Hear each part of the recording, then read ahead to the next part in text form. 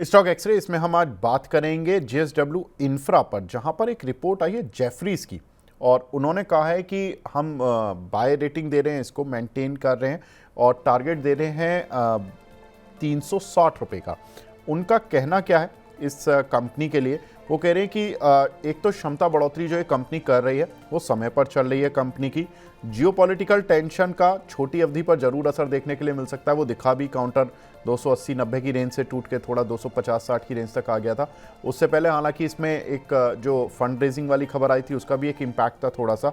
FY28 के लिए EBITDA अनुमान उन्होंने 10% बढ़ा दिए, तो जो पहले उन्होंने एस्टिमेट किए हुए थे अब उन्होंने नेक्स्ट ईयर के लिए एबिटा अनुमान अपने 10% बढ़ाए हैं और उनका मानना है कि FY26 से 30 के लिए जो वॉल्यूम ग्रोथ रहेगी सालाना वो 19% की देखने के लिए मिलेगी। तो ये एक बड़ा इंपॉर्टेंट फैक्टर है कि अगले 3-4 साल कंपनी की जो वॉल्यूम ग्रोथ है वो बढ़िया रहने वाली है, डबल डिजिट में। अब कंपनी के प्लान्स क्या है? 2030 तक कंपनी 39,000 रुपये का कैपेक्स पर खर्चा करने जा रही है। अपनी क्षमता जो है वो डबल से भी ज़्यादा कर लेगी। 177 मीट्रिक टन की क्षमता है इनकी, जिसको बढ़ाकर ये करीब 400 तक ले जाएंगे। साथ ही अगर देखें तो दिसंबर तक कैश बैलेंस कंपनी का 3455 करोड़ रुपए था।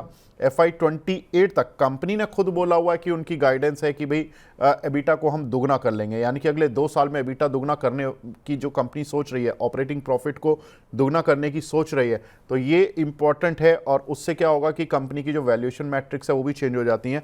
कंपनी कह रही है कि हम अपना जो एबिटा है वो करीब 5,000 करोड़ रुपए तक ले जाएंगे FY28 तक। कंपनी पर करीब 4654 करोड़ रुपए का कर्ज है। अब फंड जुटाने को लेकर हमने पहले ही बात की थी, आज फिर दोबारा मैं बता देता हूं। FPO, QIP और राइट इशू के जरिए कंपनी फंड जुटाने जा रही है। 25 करोड़ नए शेयर जारी किए जाएंगे। नए शेयर जारी करने से प्रमोटर का हिस्सा घटेगा जो कि 75% से नीचे आ जाएगा, जो कि मैंडेटरी था क्योंकि इनको अक्टूबर से पहले ही अपना हिस्सा घटा के 83.61% जो कि प्रमोटर का हिस्सा है अभी, उसको घटा के 75% तक ले जाना था।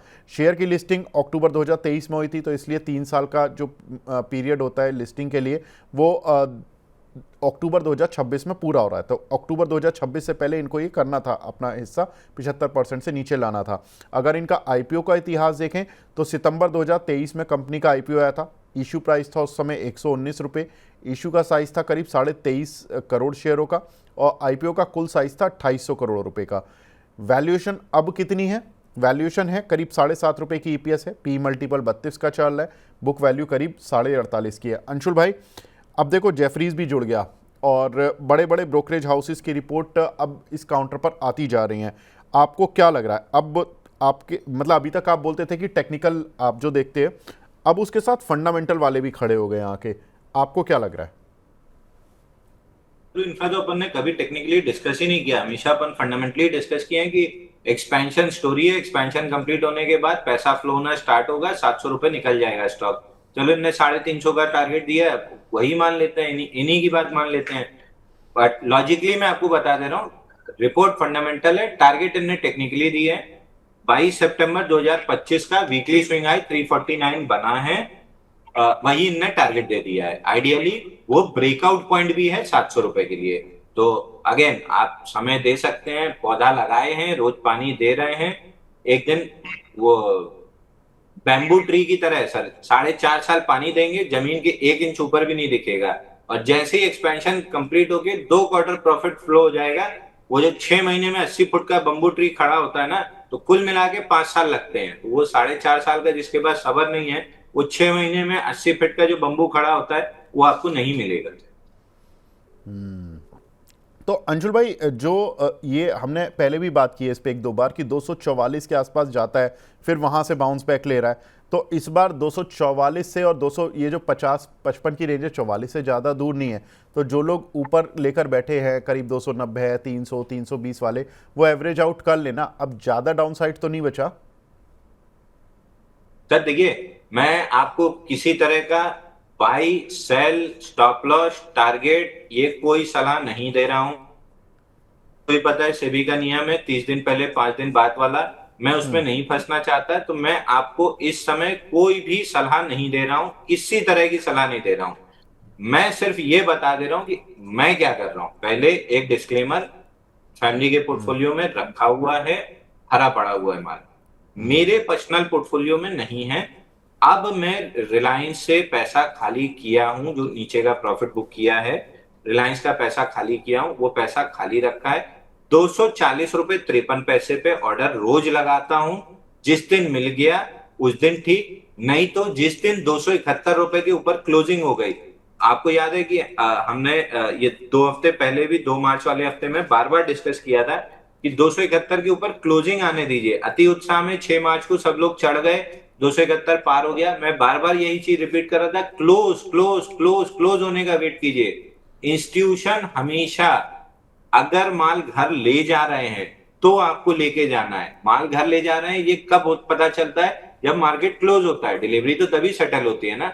इसीलिए क्लोजिंग जो लॉजिक है स्टॉप लॉस का या उसका क्लोजिंग ब्रेकआउट का, क्लोजिंग इसीलिए है कि इंस्टीट्यूशन इंट्राडे में आपको फंसा के माल डंप कर देंगे।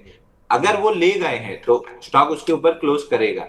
या तो 271 के ऊपर क्लोज करे तो मैं इन हो जाऊंगा, या 240 रुपए 53 पैसे का लेवल है, 241 रुपए का रेट रोज लगाता हूं। 241 मिल जाए तो ले लूंगा, 271 के ऊपर क्लोज कर ले तो ले लूंगा, और लेके मैं आराम से 1.5 2 साल 3 साल बैठ सकता हूं, क्योंकि मेरे को 700 रुपए चाहिए, मेरे को उससे पहले नहीं बेचना है। तो अब मैं बाई सेल की सलाह इस पे नहीं देता हूं, क्योंकि अब वो समय आता जा रहा है जहां मैं पर्सनल पोर्टफोलियो में भरूंगा। तो अब डिस्क्लेमर्स बहुत टाइट रहेंगे सेबी वाले, तो मैं आपको सलाह नहीं देना चाह रहा हूं। मैं क्या कर रहा हूं वो मैंने आपको बता दिया। बिल्कुल ठीक है।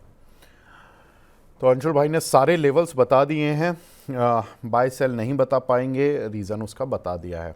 और जेएसडब्ल्यू इंफ्रा में रिपोर्ट्स क्या हैं वो हमने बता दी, और फंडामेंटल क्या चल रहे हैं वो बता दिए, वैल्यूएशन बता दी, आपको टेक्निकल लेवल सर मैं बता रहा हूं, मैं बहुत अच्छे से बता रहा हूं। अपना बिहेवियर जाके स्टडी कीजिए। जितने भी लोग सुन रहे हैं अपना बिहेवियर जाके स्टडी कीजिए। आपने एशियन पेंट्स में क्या किया था? मैं बार बार याद दिला रहा हूं, आपने एशियन पेंट्स में क्या किया था? भाई 2300 रुपए से 2150 रुपए आया, खून पी गए आप लोग। और उसके बाद जब वो 2900 रुपए गया, आपने 2300 से 2900 की मूव नहीं प्ले की, आपने 2900 पे जाके माल खरीदा है। आज याद कर लीजिए एशियन पेंट वापस 2150 खड़ा है। E2E नेटवर्क आप याद कर लीजिए, जब एवरेज की सलाह 2200 रुपए पे दी जा रही थी, 2300 रुपए पे दी जा रही थी, आपने नहीं किया। जब वो दौड़ना चालू किया तो 2900 रुपए पे जाके आप चढ़े, आज वो वापस नीचे आ गया, आप बैठ के रो रहे हैं। अपना बिहेवियर स्टडी कीजिए। बटन आपके हाथ में है, मेरे हाथ में है, मित्तल जी के हाथ में नहीं है। बटन आपके हाथ में है, अपना बिहेवियर स्टडी कर लीजिए। आपने एशियन पेंट में गलती की, आपने E2E नेटवर्क में गलती की, बहुत सारे स्टॉक्स में आपने गलती की। क्या यही गलती आपको जेएसडब्ल्यू इंफ्रा में दोहरा के फिर पछता के 360 रुपए में बाई करना है, जहां से प्रॉफिट बुकिंग आएगी और हायर लो बनेगा, या आपको यहां माल दबा के बैठना है? अपना बिहेवियर स्टडी कीजिए, दूसरे को दोष देना बंद कीजिए।